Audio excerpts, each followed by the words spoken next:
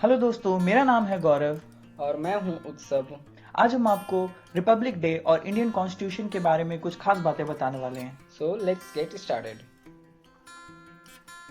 We, the people of India, having solemnly resolved to constitute India into a sovereign, socialist, secular democratic republic। दोस्तों, ये हमारे संविधान की कुछ पहली लाइनें हैं और रिपब्लिक डे इसी संविधान के लागू होने के अवसर पर मनाया जाता है। 26 जनवरी 1950 को हमारे देश ने कॉन्स्टिट्यूशन को अडॉप्ट किया, जिसने 1935 से चले आ रहे ब्रिटिश द्वारा बनाए गए गवर्नमेंट ऑफ इंडिया एक्ट को रिप्लेस किया था। कॉन्स्टिट्यूशन क्या है? अगर आम भाषा में समझें तो कॉन्स्टिट्यूशन को हम सेट ऑफ लॉज या रूल्स कह सकते हैं जो एक देश को चलाने के लिए आवश्यक हैं। दोस्तों, हमें जो कानूनी अधिकार मिलते हैं वो भी इसी संविधान के द्वारा दिए गए हैं। 15 अगस्त 1947 को हमारा देश आज़ाद हुआ। उस वक्त की नई सरकार के पास खुद का कोई संविधान नहीं था जो उन्हें देश चलाने में मदद कर सके। 29 अगस्त 1947 को एक रेजोल्यूशन पास किया गया जिसमें एक ड्राफ्टिंग कमेटी अपॉइंट की गई। उस ड्राफ्टिंग कमेटी के चेयरपर्सन डॉक्टर बी.आर. अम्बेडकर को बनाया गया। इस कमेटी का यह काम था कि भारत के पास खुद का एक संविधान हो सके। 1950 से पहले तक हमारे देश में कोई प्रेसिडेंट का पद नहीं हुआ करता था। संविधान के आर्टिकल 52 में यह मेंशन किया गया कि there shall be a president in India. उसके तहत डॉक्टर राजेंद्र प्रसाद जी हमारे फर्स्ट प्रेसिडेंट बने। दोस्तों, इंडिया का कॉन्स्टिट्यूशन दुनिया का सबसे बड़ा कॉन्स्टिट्यूशन है, जिसमें एक प्रियम्बल है और 470 आर्टिकल्स हैं, जिसको 25 भागों में बांटा गया है। इसमें 12 शेड्यूल्स हैं और 5 अपेंडिसेस हैं। क्या आपको पता है कि हमारे कॉन्स्टिट्यूशन की ओरिजिनल हैंड रिटन कॉपीज, जिसमें से एक हिंदी और एक इंग्लिश में लिखी गई है, उसे हीलियम फिल्ड केसेस में प्रिजर्व करके रखा गया है।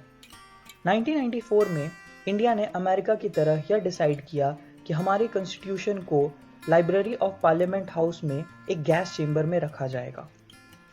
इंडियन कॉन्स्टिट्यूशन ने कुछ फीचर्स 10 अलग अलग कंट्री से बोरो की है, जिसमें कि यूएसए, साउथ अफ्रीका और जर्मनी जैसी कंट्रीज शामिल हैं।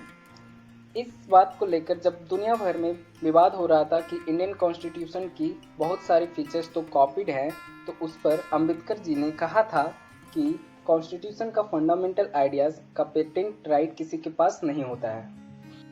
दोस्तों, हमारे देश की यह परंपरा रही है कि हर रिपब्लिक डे इंडियन गवर्नमेंट किसी देश के लीडर को as a chief guest invite करती है। इंडोनेशिया के प्रेसिडेंट सुकार्नो वर्ल्ड के पहले लीडर थे जिन्होंने 1950 के रिपब्लिक डे सेलिब्रेशंस में भाग लिया था। दोस्तों, हर साल रिपब्लिक डे की परेड राजपथ पर आयोजित की जाती है।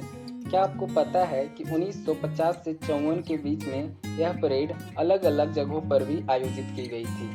1950 में पहली परेड आयरविन स्टेडियम में की गई थी, जिसका नाम अब बदलकर मेजर ध्यानचंद नेशनल स्टेडियम कर दिया गया है।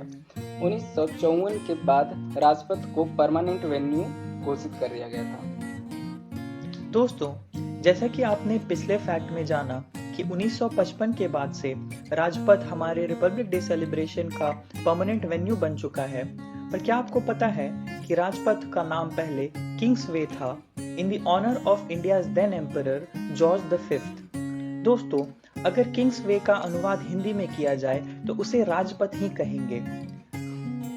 वीटिंग retreat in India officially denotes the end of republic day festival. Abide with me, जो कि एक फेमस क्रिश्चियन हाइम माना जाता है और जिसे महात्मा गांधी भी बहुत पसंद किया करते थे, उसको इस साल यानी 2022 से ड्रॉप कर दिया गया है, जिसके जगह ऐ मेरे वतन के लोगों को ऐड किया गया है। दोस्तों, हम सब जानते हैं कि रिपब्लिक डे 26 जनवरी को मनाया जाता है, पर इंडिया की करंट गवर्नमेंट ने ये डिसाइड किया है कि 2022 से ये एक वीक लॉन्ग इवेंट होगा। The celebration will commence on January 23, the birth anniversary of great freedom fighter Netaji Subhash Chandra Bose, and culminate on January 30, which is observed as Martyrs' Day. Thank you so much for watching our video. I hope you like our content. So see you in the next video. Jai Hind.